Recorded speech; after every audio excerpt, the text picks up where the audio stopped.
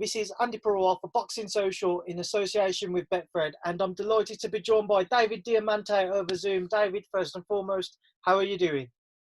Hi, Andy. How are you? I'm doing great, man. Thanks for giving me the call. I'm all good, mate, but I appreciate your time, mate. I appreciate you giving up some time today. I know you're a busy man. What's life in lockdown like for you at the minute? It's been okay. Things are starting to loosen up a little bit here in New York. I think they've supposedly flattened the curve. We lost a lot of people, which is just terrible. So obviously, thoughts and prayers out to the people that we've lost and their families, and of course all the first responders and people helping out. So that's been really amazing. But still in New York, everyone's really wearing masks and being careful out there. But it's been good. I've been working really hard, man. I've been staying very busy. I feel really healthy, eating great, working out, doing a lot of writing, and staying, very in tune with what's going on and talking with a lot of people in the boxing world. And it's been good. Talk to me about what you've been doing then to kind of keep your mind busy, keep yourself occupied during this time. Everybody in the boxing world, or at least me, certainly know you as a ring announcer. We know you're doing work in other sports as well, and used to be a DJ. What else have you been working on during lockdown? Well, I've just been doing a lot of writing. I think that's kind of the main thing that's been different, doing a lot of writing, and just kind of moving forward with everything that I want to do in my career. And there's a lot of stuff that, obviously I'm involved with, but the main thing really is boxing. And so that's really been my focus as of lately, and really kind of honed into that. So again, though, getting outside, making sure to get some fresh air, that's really important. Going on a lot of long walks. I've been skateboarding and playing handball and just doing different things to stay active. So it's been good. You just mentioned, you're preparing for your future, what you've got lined up ahead of you. Do you set yourself, 10-year targets, 5-year targets? Do you have a vision as to where you want to be in, say, 5 or 10 years' time? Yeah, I think in some ways, yes. I think the main thing is just to be the voice of boxing, and to in the ring and even outside, to be able to talk about the sport in a way that's educated, and that people can understand, and that makes sense, and that kind of advocates for the sport, and to try to help continue to bring the sport to the younger generation, and to try to take it out of its fringe element. So I think that's kind of the goal right there. Just before we do come on to boxing, obviously, I briefly mentioned that, you've worked in basketball.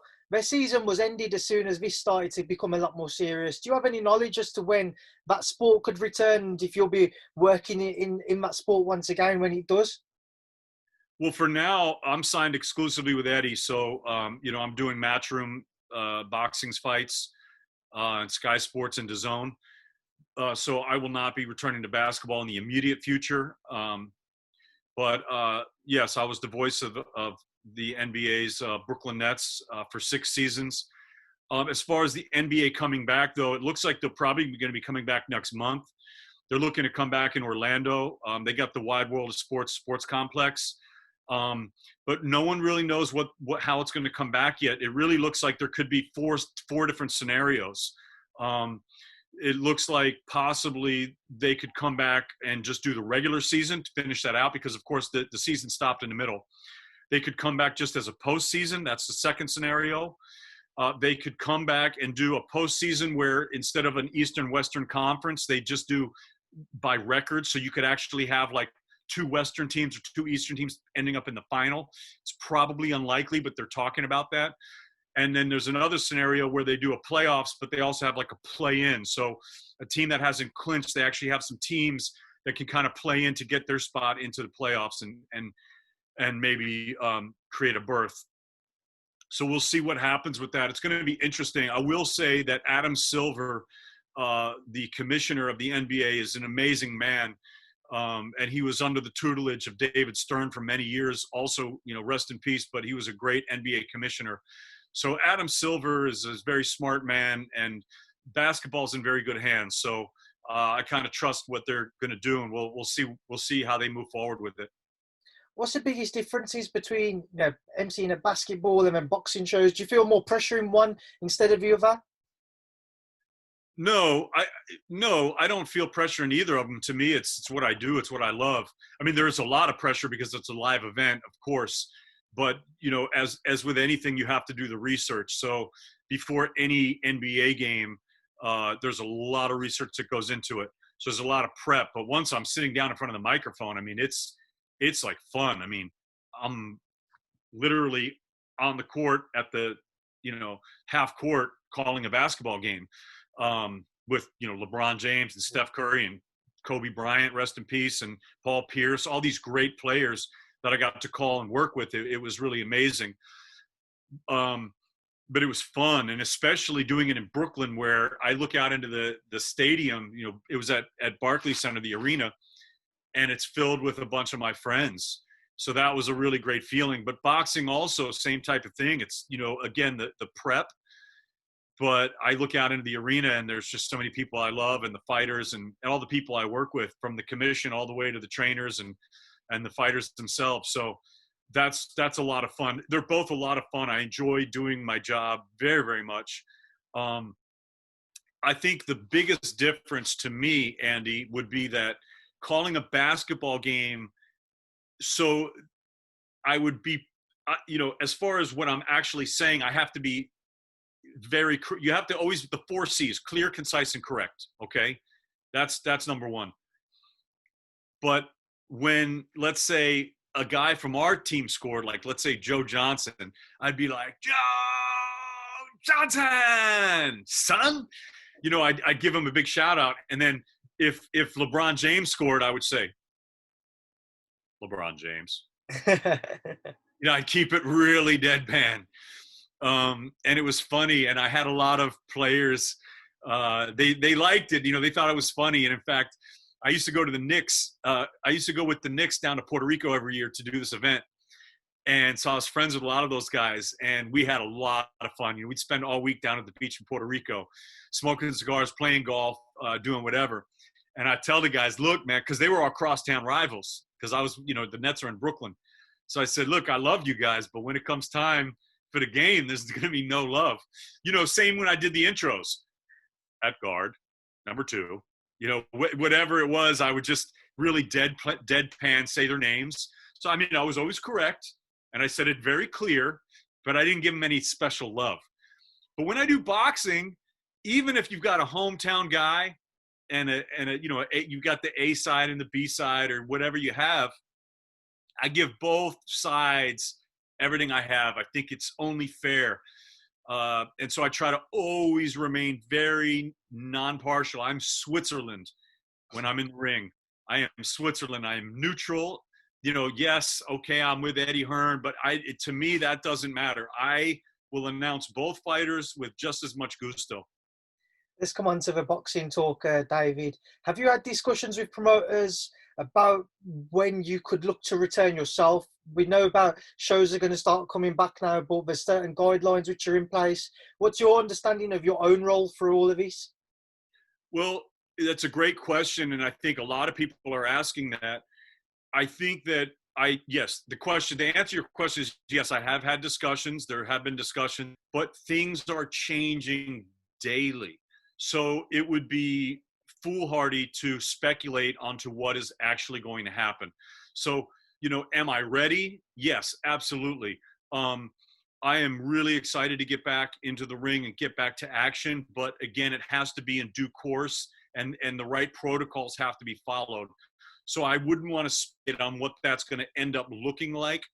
And that's really what that would be right now at this point. So I don't think that would be smart to speculate, but there have been discussions, and I think things will get back, fingers crossed, within a decent time.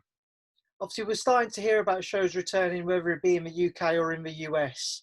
What's your thoughts on shows returning at this point in time? Do you feel like we're ready now, despite this pandemic still being here, still in and amongst it? Are you ready for sports to return? Do you feel it's safe to do so?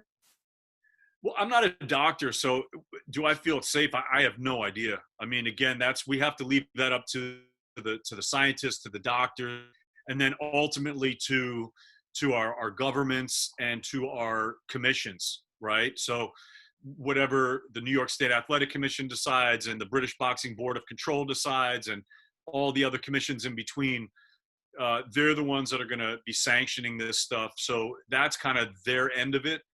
Um, are we ready for it? I think people are dying for the sport to come back. They want it. They love it. They really want it. It's great that a lot of people have been getting to watch a lot of older fights. I think that's very good. But at the same time, we want sports to come back, but it has to be safe. And so I think you touched on a very important point there. So we'll see what they come up with. Again, there are guys that's exactly what their job is, and they're trying to figure that out. Now, I think one thing that's very tricky about this COVID-19 is that we're still finding new stuff out all the time. It's such a new virus for humans. They don't exactly know, and that's part of the problem. Once we get more information, then we'll know.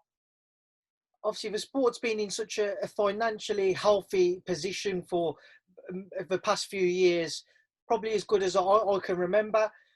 When boxing returns, I spoke to Lou DiBella a couple of days ago. Lou said himself, it's going to take a while for boxing to return to such a healthy state. How long do you yourself think it will be until boxing can return to the position it was in 4, 5, 6 months ago?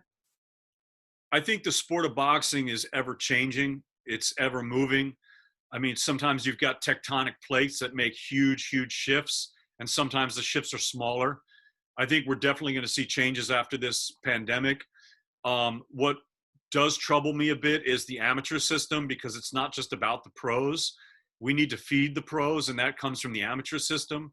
So we need to still invest in that and get these young fighters to be in a position to where they can come up, because we're always looking for the next Floyd Mayweather and Oscar De La Hoya and Roy Jones Jr.'s. So we need the young boxers coming up, and that's very, it's the lifeblood of our sport are the amateurs, even though, and I've said it before, even though they still are both boxing, they seem like two completely different sports at times, but they're very much correlated. And so it's very important. I think the smaller promoters are going to have a very hard time coming back from something like this. I hope that's not true, but it can be, because it's a lot of these guys were operating kind of right there cost anyway. So now you throw this into the mix and it can be very difficult for them. And it's also difficult for a lot of the fighters, especially the guys that aren't on the level of some of these world championship guys that are strictly professional. These guys are still pros, but some of them are still out there grafting at their day jobs. So it can be very difficult for them to ply their trade to do both. So we'll see what happens. It's going to be very interesting to see what the future holds. But I do believe, I believe very heavily in the sport, and I think that guys like Eddie, they will not rest. And of course, you have Top Rank, and you've got Al Heyman and PBC, and these guys they're all very big players in the sport, and they're not going to let it go by the wayside. So we're going to see some big fights. Boxing's not going anywhere. Obviously, we've spoken and touched on Eddie there. What's your thoughts on his fight camp proposal? When you say that, what do you mean his fight camp proposal? To put the shows on in the Matchroom HQ, what are your thoughts on that? Well, I think it's brilliant. I mean, look, if he can, he's had a vision from a young age of having fights in that area. They've got the space for it. He doesn't want to do it in a studio. He wants that open air environment. So that's great. I mean, look, Matchroom proved that they could put on such an event. What they did with Joshua Ruiz 2 in Saudi, it was the Clash on the Dunes was an unbelievable, incredible event, viewed from people around the world, massive success. So if he wants to kind of do the same thing in his backyard, that's great. I mean, look, it's got to be somewhere. So it would seem to make sense. It's going to be interesting to see if we can get international fighters involved in the mix, or if it's just going to be domestic. But that has yet to be seen. Again, it's all speculation. obviously we've seen a UFC event without any fans there. Firstly, what are your thoughts on it, and how do you think it will look and feel to see boxing events without fans there? I think like anything, you have pros and cons. For me, when I started DJing in 1988 at a radio station. And let me tell you something, Andy, I hated it. Why did I hate it? So there was no live element. You know, I was in a booth, and people used to call up to the radio station. That was kind of cool, but I didn't feel any live energy. DJing in the biggest clubs in California and in New York was so exciting. I felt the energy. I could read the crowd. I never knew from night to night where I was going to go on my musical journey because it always depended. I had to read the crowd and see what was going on. And there's always that thing, you know, when you're doing that, you're juggling, you drop one ball, ooh, and it all dies. Same with live events. When you call an NBA game or a boxing match, there's so much energy. I feed off that energy. The fighters feed off that energy. It's huge. However, there's also great stuff about having no fans. Let me tell you this. I don't know how much time you've spent in those gyms, but sometimes when you're in a quiet gym and you're watching guys spar, I mean, you're hearing every single shot. I sit ringside at most all these fights, right at the apron. I'm hearing the corners, I'm hearing the cut man, I'm hearing the discussions, and I'm hearing the punches. You know, it's incredible. You know, it's one of those things that people talk about the WBC wearing the headphones, because a lot of times they want judges to judge with their eyes, not with their ears. But to me, a good judge should already know, you know, if you, because sometimes the hometown guy will just like lightly touch a guy in the crowd. They make all this noise. So they don't want the judge to be swayed by that. And I get that. I understand that. But a good judge to me shouldn't be. So this is going to be really interesting for fight fans to get another perspective, to really hear what's going on. I mean, sometimes the thud of a punch to the body cavity, I mean, it's brutal, brutal. David, I do want to get your thoughts as well on, you know, some fights which have been spoken about during lockdown, and as you've touched on the UFC there, the past events with without fans. What are your thoughts on these interactions between Dillian Whyte and Francis Ngannou, and a possible, whether it be UFC or boxing match between the pair? I think it's very interesting. I think it's very interesting. I think anything that brings interest to the sport can be a great thing. And I think, you know, one thing that's always really confused me and befuddled me, and I just don't understand it, is that why can't you be a fan of both sports? Why can't you? I'm not saying you should be, but a UFC fan, love the UFC. That's great. UFC is amazing. It's amazing. Why would you not like UFC? But boxing, it's boxing. Why would you not love boxing? They're two different sports. To me, it's like loving cricket and baseball, or rugby and American football. Yeah, they look similar, but they're totally different. They're different sports. So, you know, UFC is great, but like, so's boxing.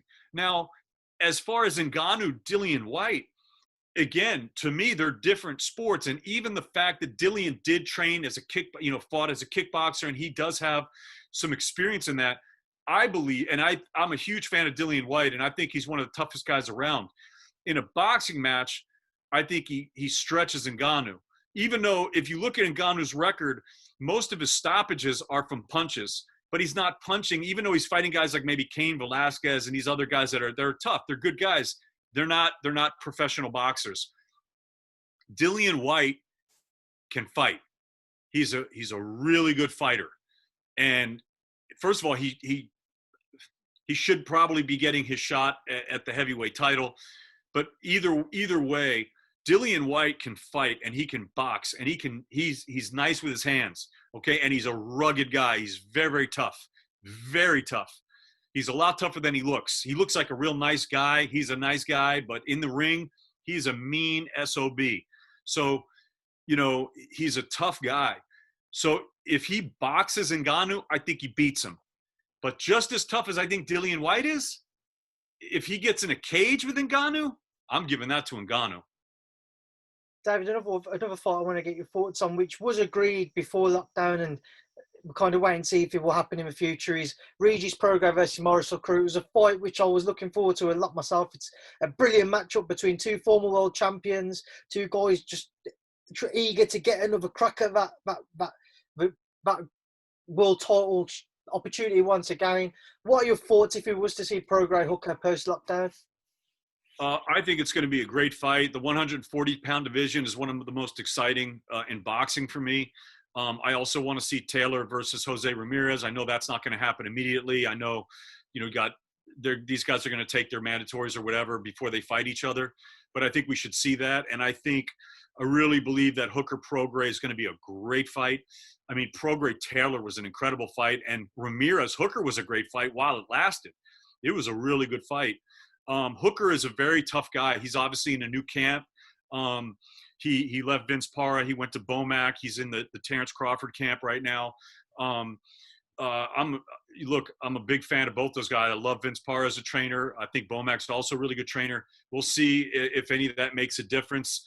But really, it's going to be about Maurice Hooker and what he can conjure up. And also, it's going to be very interesting to see how Regis Prograis rebounds from the loss to Taylor. And obviously, again, that fight was that close. So it's not like he was blown out of the water. So that can be tough to rebound mentally from that. So we'll see where he is, and we'll see what these guys look like post lockdown. Something else I wanted to get your thoughts on is there's been a video that's been going around recently of Ammo Williams doing some sparring. It's kind of caused a negative reaction since. I don't know whether you've seen it or not. If so, what's been your thoughts on that video first and foremost? Yeah, I know what's going on there. I think that Ammo's young. I think he's a good guy. He's young, and he, you really probably shouldn't be putting out sparring videos. I think that was kind of a mistake of a young fighter. Doesn't mean he's a bad person. And he's shooting back at Fowler and BJ Saunders. As far as them fighting, I kind of like the fact, he's definitely not ready for BJ Saunders. There's just levels to this game. And Ammo Williams he's a great looking fighter, but he's young. He's very young. So you got to step up before you got to, I think too much for him to chew at this point. I don't think he's ready for that. And even Fowler, I think Ammo Williams needs a couple more fights maybe before he could step in the ring with Fowler, just on experience. But I think it would be a great fight. Ammo Williams is in top shape, and he seems to be a very fast learner. He's been great to be around when I've spent time with him. He's very, very friendly, really fun-loving guy. I don't think that he meant any harm by it, but, I don't know. He'd have to speak to that. But, look, I love Anthony Fowler. He's a buddy of mine, and I think he's a hell of a fighter. And of course, BJ Saunders is class as a fighter. So we'll see what happens. It could be good. It's a good little UK US rivalry happening that could be a really nice fight. And Fowler never shies away from these, right? Like, he's got the O'Hara Davies stuff. He's got the beef with Scott Fitzgerald. So there's some great fights lined up for Anthony Fowler, the Scouser, the Liverpudlian that we all love. Another fight which has been kind of getting some traction, especially over social media, is something between Liam Smith and Jesse Vargas. What are your thoughts if we was to see that? Love that fight. I think that's a great fight. I was really hot on Liam Smith fighting Kell Brook. I think that's a great fight. But I really like Jesse Vargas, Liam Smith too. That's a great fight. I love that fight. Yeah, bring him on. Great fight. That's a pick'em. That's a great fight. And Jesse, both of those guys are the nicest guys you ever meet. Really good fighters. That's a pick'em fight. Great fight. Love it. Yeah, let's bring it on. I'd like to see both of those fights. And my final thing, David, before I do leave you to enjoy the rest of your day, because I know you're a busy man, there's been a lot of talk recently about some past legends of the sport, particularly in the heavyweight division, returning. The likes of Mike Tyson, Evander Holyfield, James Toney, amongst many others. What's been your thoughts on seeing that? Well, I think there's a reason you retire, and I think it's best to stay out of that, especially combat sports when guys are taking shots at your head. But you know what? You can let their mother worry. If they want to do it, they can do what they want. I'm not going to tell anyone not to do it. But it just doesn't really make a ton of sense to me. I know that Mike Tyson is such an enigmatic character. People love him, and I do believe he probably will come back. I mean, they're offering him $1.1 million to fight Peter McNeely. There's guys like Frank Shamrock and all these different guys want to fight him. Of course, you want his. Everyone wants Mike Tyson's name on their CV. So anyone's going to step in the ring to fight him. And Dana White, is very close to him, and he says he definitely believes he's coming back for something. Supposedly, BKFC has offered $20 million for a fight for him. That's the bare knuckle fighting championship. We'll see. Who knows what happens? I know Evander Holyfield very well, as I worked with him for quite a long time, very close with him. He's a hell of a guy, and he's always in top shape. But again, these guys are older, so it's not really what I want to see so much. I'd rather see these young lions. We got a lot of young lions, man. Let's see the Haneys and the Lomachenkos and there's so many great fights. I want to see Anthony Joshua and Tyson Fury and they're just talking about a light heavyweight fight at 175 with Buatsi and Johnson. Joshua Buatsi and Callum Johnson would be a cracker. That is a great fight. Love that fight. I don't think Eddie wanted to put that fight on, but now that it possibly could be just domestic, that's a great fight. I think when Callum Johnson took on Beterbiev, he was a little bit young in his career, and even still, he almost won. He had Beterbiev hurt, and when Beterbiev stopped him, Johnson's head got stuck through the ropes. If you watch that fight, so then he came back and he had that great win against Shawnee Monahan. And Shawnee Monahan is a really tough guy. I'm not saying Shawnee's the best fighter, but Shawnee's really tough. And Callum Johnson just went straight through him. So, and Joshua Buatsi, we all know he's maybe one of the most talented young prospects in the game right now. So that would be a great fight. And there's just a lot of great fights. So I'm more excited about these young lions that we have than the legends. David, you mentioned the young lions, and one name in particular. I know I said that was going to be my last question, but I've got one more. Devin Haney, you mentioned him there. Talks about potential bout with Teofimo Lopez in a unification bout. How good of a fight could that be if we was to see it? Well, listen, Devin Haney, you talk about the top prospects in the game, or the top – he's not a prospect, he's a world champion, okay? But you talk about the top talent, okay, in the game at this point. And Lopez also has a belt, so he's not a prospect either. He also has a belt.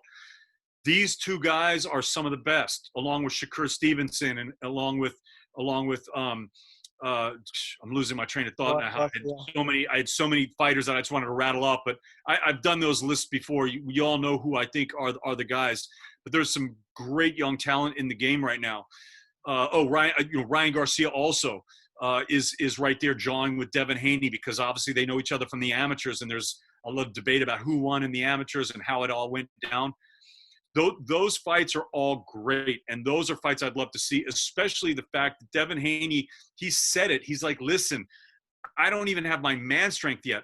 I'm going to move up. He's talking about going to 154, okay? So while you're at 135, let's see him against these other young bulls. Let's see the Ryan Garcia fight. Let's see the Teofimo Lopez fight. Let's see a Lomachenko fight before he decides to move up. David, we will leave that there, like I say, because I know you're going to be a busy man, but I appreciate you giving up some time, and I'm sure we will catch up soon.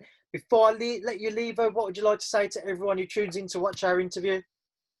I appreciate all the fans out there. I hope you guys are all staying safe. We're going to be back soon, hopefully. Check out my Instagram at David Diamante. And as always, the fight starts now. David, thank you for speaking to Boxing Social. Talk soon.